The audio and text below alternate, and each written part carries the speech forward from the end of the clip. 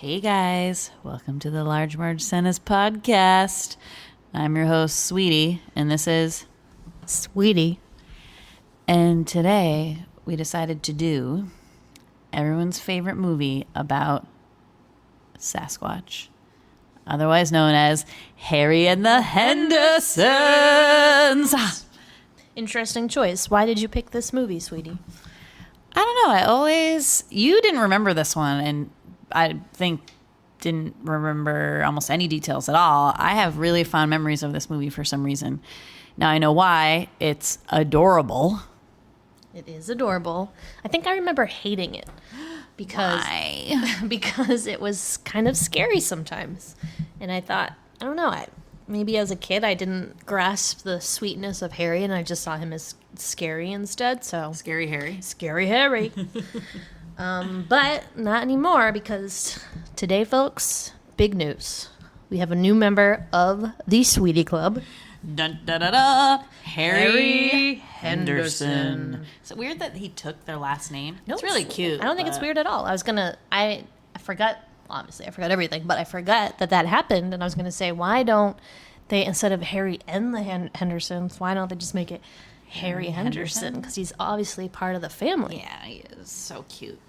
All right, so this movie is from 1987.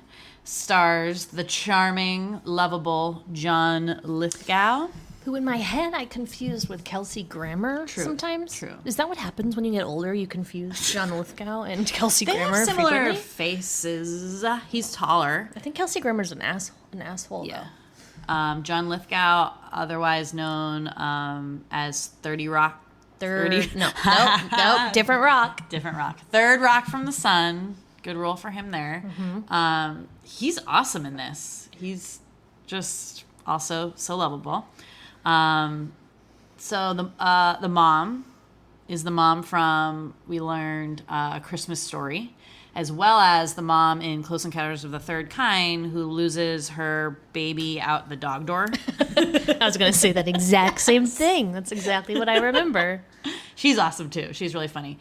An adorable little boy who in the movie is named Ernie. I have no idea who that actor is or what else he's been in. Where is he? Ernie, where are you? Yeah, he's probably not adorable anymore, but he is fucking adorable in great. this. And then a mean older sister, which is pretty classic 80s movie. So anyway, let's do a quick summary of the plot of Harry and the Hendersons. Sweetie? You want me to do it? Okay. Well, let's alternate, but you go.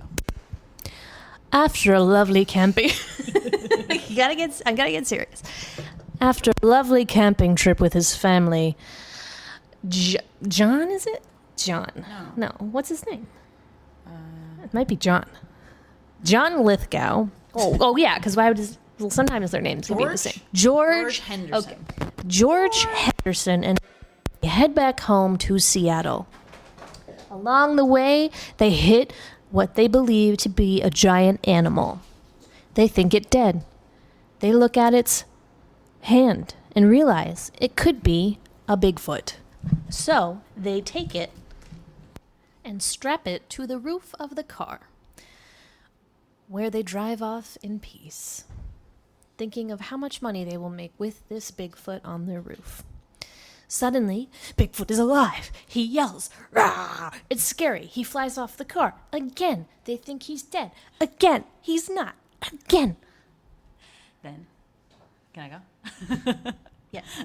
Yeah. So then they bring him back to their house in Seattle, and they just leave him in the garage attached to the top of the station wagon and go to sleep. Oh, but they think he's dead again. Yeah, they think he's dead again, which is, I guess, where else would you put a Bigfoot? So then, middle of the night, George is really upset about it, and he keeps having, like, PTSD flashbacks of hitting him. So he's like, I'm going to go check on him. Goes to check on him. He's not on the top of the car anymore. Where is he? All of a sudden, rumble in the jungle, the jungle being the kitchen. And Harry is in the fridge trying to eat all the food out of the fridge. Confrontation ensues. It's a little scary after a while, but then they realize Harry is actually really sweet. He's a gentle giant, folks. Gentle giant. So then I kind of live with Harry for a while and then decide, like a day, and have some mischief with him. Harry is a vegetarian, number one, only likes vegetables. George is a big hunter and has stuff all over the house, taxidermy stuff. And this upsets Harry, and he has to bury all of this in their backyard. What else does Harry do? Wrecks a lot of things. Basically, their whole house is just like a total shit show because Harry's so big and he just keeps like wrecking things. So anyway, they decide they can't. Harry is an animal and they can't keep him forever. So they decide to return him to the wild. However, things go poorly because Harry runs away because he sees the little boy crying. He's upset, so he thinks of something that he did, so he runs away in a panic. Starts causing mayhem throughout the town. After a while, there's a whole uproar in the town because everybody's spotted Bigfoot. There's a search for Bigfoot. Everybody wants to kill him, basically. Yeah. It's very violent. And then George finds him again, brings him back home. Everything's great. Yep. They're like, we have a new pet. It's a Bigfoot. And they invite this Bigfoot specialist over to come and, I don't really know why they did that, but they know that their goal in the end is they have to return him to the wild. But we forgot to mention this whole time there is a bad villain running amok. There is a villain in this movie. It is a man with a terrifying mustache and a beret. He's French. And he's the guy who, I don't know if people are fans of the BBC, but he's the guy who plays Hercule Poirot, the Agatha Christie detective in like all the BBC mystery series. David Suchet, I believe his name is called. But he's a jackass, and he just wants to kill Bigfoot. He's a hunter. He's a poacher. He kills everything. Yeah, but so you kill the one Bigfoot? That's it? What's happening? What's the point? Because then he killed Bigfoot. He's a jerk. Well, that's dumb. Yeah, he sucks. Anyway, so he is the conflict, basically. They get Harry back home. They meet the old guy comes, and then the French guy. Oh, they say, we need to find a way to release Harry back into the wild. Old guy's like, I know a good place. Let's go. They go. French guy follows them into the woods. They let Harry go. French guy comes after him with his gun, and then won't let go. And it's hard to explain the end because there's a lot happening. It's very emotional. If you haven't seen it, please see it. It's very heartwarming. Well, I cried maybe a little bit. He white fangs him. So, sweetie, please explain the term white fanging. White fanging is when you love someone, but they need to leave for their own good, for their own protection. So a way to do that is to be mean to them and pretend like you don't like them anymore, but really you do, but you need them to leave.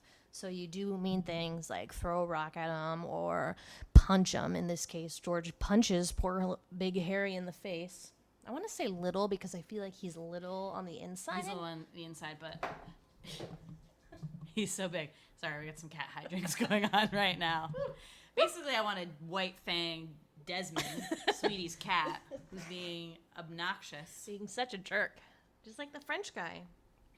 But not as, a little bit violent. Anyways. So at the end, they release Harry into the wild. Everything is well. Everybody is friends again. They are friends with the mean French hunter. Yep. Because the mean French hunter realizes that Harry is a sweetie. And he doesn't want to kill a sweetie. And he wanted to save him. So they all become friends at the end. Yada, yada, yada. And then my favorite part, they're saying goodbye, they're waving to him, and all of a sudden you see all these other Bigfoots that were like hidden, camouflage in the woods. But where were they during the chase scene? They were just hiding? Yeah. They weren't like, That's why you never see a Bigfoot. For some reason, Harry got onto the road. I don't know. That's why he was hidden. So you think Bigfoot, big feet? I know. That was weird when the guy used the plural. Is that the plural? Oh, yeah. He did use it? I didn't even catch that. There are no big feet. You believe in them? Do you think they're real? I believe there could be something like evolutionary wise, like some missing link sort of thing. The interesting thing with Bigfoot or Sasquatch or abominable snowman, it's like every area of the world like has them, right? So the abominable snowman is like the Nepalese like version, right? The snow one. And then the Bigfoot or Sasquatch are the more like foresty ones. And I will say the forest scenes in this movie are gorgeous. They all, I think they're supposed to take place around Mount Rainier, and it's beautiful. I'm like, damn, why don't we live there? We ain't got nothing like that. Nope. These like giant mountainscapes in the background. It's beautiful.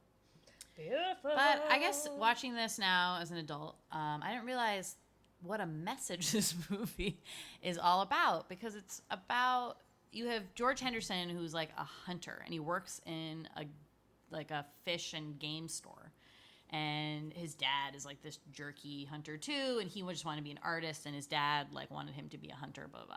So he grew up being this like hunter person, but you learn that like he's actually a really sensitive soul, and that like I don't think he wants to kill those animals. And once he realizes like who Harry is, I think he doesn't want to kill animals anymore. George is an artist at heart. He's actually a very good artist. He draws a very beautiful picture of Harry. But yeah, his dad is a total jerk face. Like, what? What is that relationship? Where's the mom? I would like to know more about that family history. Here's something I picked up on. Strange organization of this film. I feel like the climax came like in the beginning. Like they get Harry home and then he runs away. And then there's that whole town scene where the village is like up in arms and upset about Harry. Well, we remarked how I didn't remember that you spend so much time away from Harry not being with the family. I had remembered like there were so many more scenes of them like doing like family hijinks stuff, and there really wasn't. It was only in the beginning, and then there's like a tiny section at the end where they like give him a bath and are blow drying his hair. It's just so strange though. I'm confused about why that decision was made, because to me, in my head, the story seems to make more sense if they brought him home, hijinks, they learned to love him, everything's great, and then something happens, there's a misunderstanding, yada, yada, yada. Harry gets upset, he runs away, and then that's when the town comes, and that's when George says, oh, we need to get him out of here because it's not safe. Right. And then they bring him to the woods. Like, I just feel like it was out of order, and it made the movie feel really long. It did feel because long. I feel like, actually, it was almost 2 hours, which in my opinion is way too long. For a children's movie. For any movie. Any movie, damn. Alfred Hitchcock says the perfect length of a film Scorsese is one in which you don't have to take a bathroom break in between. That's true. So I prefer the hour and a half movies. Hour and 30 minutes is the perfect time. It definitely dragged in the middle, and I would have edited this. Sure, but it was still great. Really, really funny. So many funny moments. Your favorite part is the cheeseburgers? I mean, I remember a couple, even before we saw this movie again. I probably haven't seen this movie in 20 years. I remember a couple of key scenes. So I remember the scene where they have Harry on the top of the car in the very beginning, and he like comes down and he goes, oh, and scares him. And I remember being just like in the Large Marge section of the Pee Wee Herman movie, terrified of that. And being like, just waiting for it. I'm like, I know it's going to come. And like hiding my face behind a pillow. Thought that was so scary. And then when he buries all the stuff in the backyard, and I also remember this part where they're gonna try to take him back to the woods, and George's bright idea is to get all these hamburgers and fish sandwiches from McDonald's and like coax him into the car with all this fast food. It's kind of gross, but Harry's a vegetarian, so he like he shows him all these hamburgers. Pescatarian. Oh yeah, he does eat fish. Sorry, and he's like, ooh, like catch of the day with tartar sauce, and like throws all these sandwiches in the car. I don't know, for some reason that really stuck with me. It was very funny. Maybe you were upset that he was throwing all that delicious food, I think just like to waste the chocolate shake. This is a theme. Food wasting is clearly a very sensitive subject for me in these movies. It's true. You should make compile a giant list of all the big food wasting incidents in movie culture. You think I was like a starving child? Well, no, but no one wants to see a delicious hamburger and a chocolate shake and fries go to waste. I mean, I don't care about the fish witch, but everything else. Yeah, no thanks. But why? So why is that okay? Like, why is Harry okay eating fish? Because I think I thought of it like almost like, well, I was going to say I almost think of him like a bear, but I get a bear. Does a bear eat meat? Fish? Do they eat meat though? No, probably not. No. Yeah. I mean, they could. They'd So raid I your thought of them- campsite and eat everything. Right. So I thought of him almost because he kind of acted like a bear. Yeah. But why didn't he eat meat? Because I guess because he was in the forest with all those animals. They were like his buddies, and he wasn't in the forest with the fish. Fish are like a different creature, not like a mammal. Yeah, fuck those fish. Yep, I unlocked it. That's the secret of Woo! Harry's pescatarianism. You're so smart. Like it's smart. What was your favorite scene? Ooh-wee. I just liked all of Harry's facial expressions. The effects in this were done by Rick Baker, who is very famous, doing one of my favorite films, An American Werewolf in London. He also did Thriller. Any movie about werewolves, he probably did it. Also, any movies involving gorillas or apes, he did it. Jeez. So this was his specialty. Really combined both worlds. But Harry's facial expressions are so funny. He makes the funniest little faces. I can't even explain them. They're just like, they're like smiley and like scared. It's perfect. And it's almost all done through the eyes. Tyra Banks would be so impressed. His smizing. He's really smizing it out. His smizing is on point. It's good. Tell us a little bit about, because I know you read about the actor who played Harry. Yes, which I forget his name. Oops. I feel like a schmuck. But so this guy in real life was what did I say, 6'8", 6'9", almost 7 feet in real life. When he was in his full Harry gear, he was almost 8 feet or a little taller. So he was huge in that gear. The actor who plays him was also Predator in the Predator films. He was the monster in a little film called The Monster in the Closet. Don't know what that is. Need to see that yeah, one. Sounds interesting. Also, he was John Henry or Big Henry? Big John in Big Top Pee-wee, the strange sequel to Pee-wee's Big Adventure. Which we'll be looking into in a couple weeks or months. But the story has a sad ending, as we found out. The actor passed away in 1991, I think, at the age of 35. That's only 5 years older than I am right now. How many? 2 years older than you?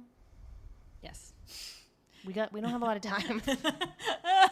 So how old was Time he is when he did? running Oh, okay. So this is out. 87 and he died in 91. Okay, so 4 years later. Dang, and he died from AIDS because of a blood transfusion. You guys, I thought we were past that then. Not 91. That Not was like 91. the thick I thought of that it. was when they figured it out. Yeah. And they were like, "Oh, can't do that." Yeah. Remember that little boy? That happened to like a little boy, and it was like a Movie. Lifetime movie, Yeah, original movie. I remember that movie. It was like The Adam's Johnny Jefferson story or song. something.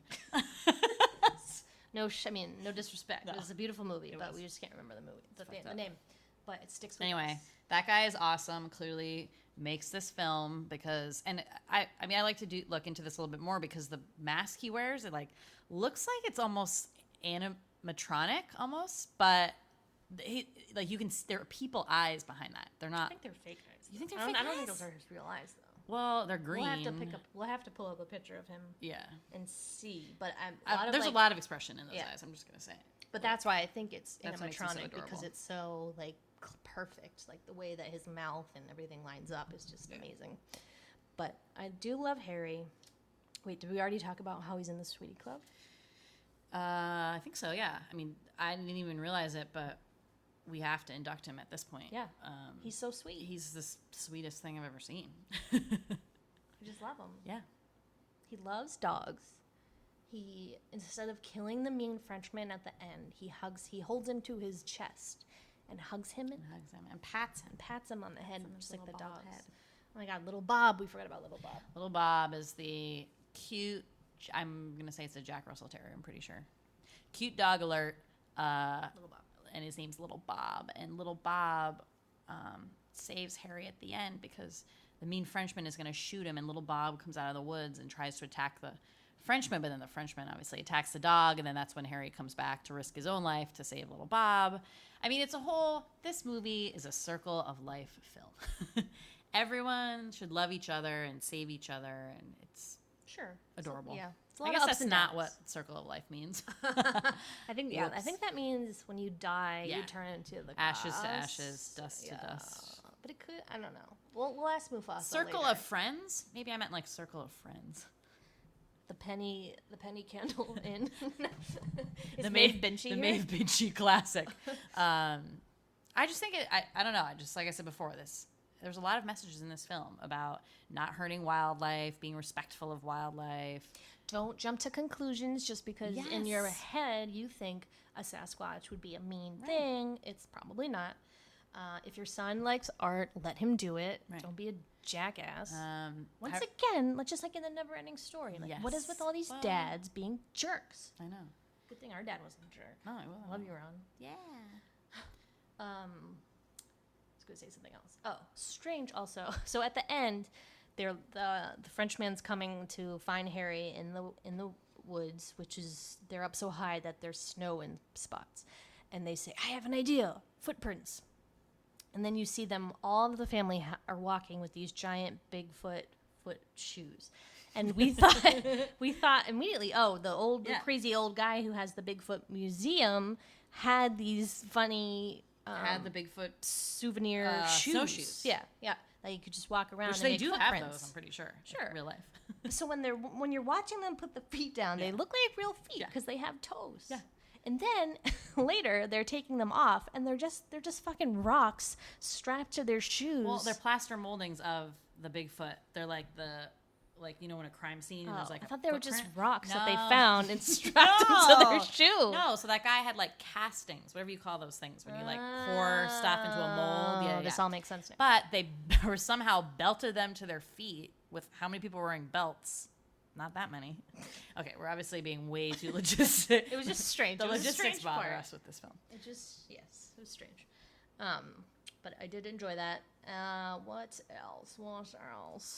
I don't know. I don't know. I think it's. I think a lot of people have seen this movie, but probably not like a lot of times. I don't know if this is. I don't remember this being our like favorite movie when they were a kid. That's a very high rating on Netflix. I noticed. Well, Almost 5 stars. Like I said, it's just so sweet, and it's funny, and the Bigfoot parts are really entertaining. And like, how many movies are there about Bigfoots? I don't know. I feel like that's kind of original, Yeah, right? I guess. Yeah. I can't think of any. Now, a lot of movies take place in Seattle. I think they might. We just haven't thought of them. That's true. A lot of shows do. That's true. But I mean, Oh my God, Frasier? Frasier, and you mentioned Kelsey Grammer before. That must be why I my was so God. confused. But Yeah. also, I think I'm just getting older and I'm confusing people. Like I can never remember that when I think of these 3 actors, I always leave one out. Okay, Michael Ironside is Who was that again? exactly, and then there's who's the one? Jeremy Irons. Who I think I just confused because they have similar last names, Okay. both with iron. Okay. But then there's who is the guy in The Matrix, Mr. Smith, and Elrond. Hugo Weaving, Oh, yeah. also confusing. Weird. And then I feel like there's someone else too. Who's the guy in Jurassic Park? Richard, wait. No. The main guy. Sam Neill? Sam Neill. Okay. Those guys. Neil? I don't know, but they're all alike to me. People say that's like it's racist to be like, oh, those black people look the same. I think that's across the board. I confuse white people on a daily basis, right? But like, they don't look alike. They do. Huh? To me, they do. in Maybe my Hugo head. Weaving a little bit and Sam Neill, but Totally. Let's do a What? side by side. how? And a Michael Ironside. Michael Ironside looks a lot like. I don't even know who that is. What's he been in? Maybe I'm just confusing him with Sam Neill. Was Sam Neill in Scanners? I think he was. I've never seen that. Anyway, we're getting on a huge tangent. What about Harry? Whatever Whatever Harry? happened to Harry? Whatever happened to Harry? Can they go back and visit him? Is my question. Yeah, because the kid goes, yeah, we can. We just gotta follow his footprints. Yeah, but that was before. And then Yeah. they're like footprints. So there was a TV show. They, instead of making a sequel, like they're prone to do these days, they're like, yeah, let's make a television show about this instead. So they reimagined that Harry never went back and just lived with the Hendersons, which probably was like kind of what we wanted from this movie, which like a little more of him like living with the family and having like yeah, those that'd be fun. sort of fish out of water moments, Bigfoot out of the woods moments, if you will. Maybe. That could be a new saying. Take okay. over from fish out of water. We'll try it out tomorrow, I guess. Hey, wow, you look like a Bigfoot out of the forest. Okay. It's totally gonna work, on. guys. I'm not It's like sure. fetch. It's totally I gonna don't know if it stick. worked out. But yeah, good one that I didn't used to like, but now I like it. I'm converted. Yep. I think. So I guess that's about it. Anything else to say about Harry Potter. Harry Potter? I had to add to. Oh wait, what about the IMDb trivia? You forgot to read them. I mean, I read them. I did, and they were not good ones. They were stupid. One was about like what kind of car the station wagon was. One was about like they actually based some of the French guy on a real Bigfoot hunter. So I guess that's a good one. They had one about the guy, how tall he was in real life, which you already said. They had one about when the guy goes, when he's taking like the animals off the wall, John Lithgow, and he goes, "Oh dear," and that was supposed to be some like throwback to the director whose name was John Deere or something. Okay, that's the guy who does the tractors. It's not John Deere. I think it's William Deere. Yeah, William Deere. I'm like, these are dumb. Like, there has to be other ones. There's no tidbits about who has Steven Spielberg has the hairy mask under his bed and takes it out every Tuesday on the full moon. I think we should just make that up anyway. Every movie we should do, we should be like, guess what, guys? You can't tell them we're doing that. Now they're in on the joke. They know what the thing is. It's over. Whatever. Anyways, so I hope you guys like this. This is our 5th episode. Number 5. Oh my God. But you guys, we need more listeners and we need more reviews. So if you're listening, you like us, you don't like us, whatever, give a review. Yep. We don't care. 1 to 5, mostly 5s, hopefully. We gotta get out there so we can make it. Yep. We're gonna make it. I don't know what song you're singing. It's one I made but up. I'm in it. And I hope you guys notice that we have some a little bit better equipment today. Hopefully it's not blaring because my cat stepped on something and now it's doing weird things. And a shout out, thank you to my roommate Lindsay Buffoli for letting us borrow. Woo! Thanks, Lindsay. Thanks, babe. But that's it, you guys. Thanks for listening again. This is the Large Murder Sentence podcast. See ya. Bye. Bye. You've got to go back where you belong now.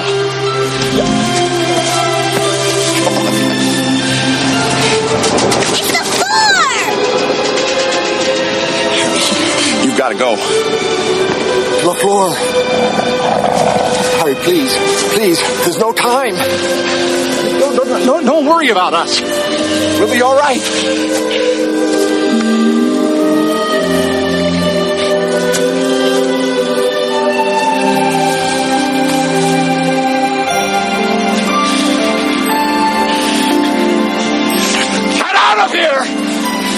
Can't you see we don't want you anymore? Why can't you go back where you came from?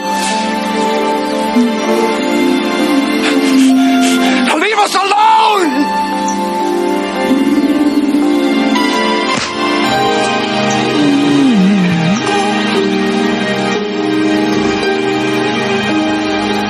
Go!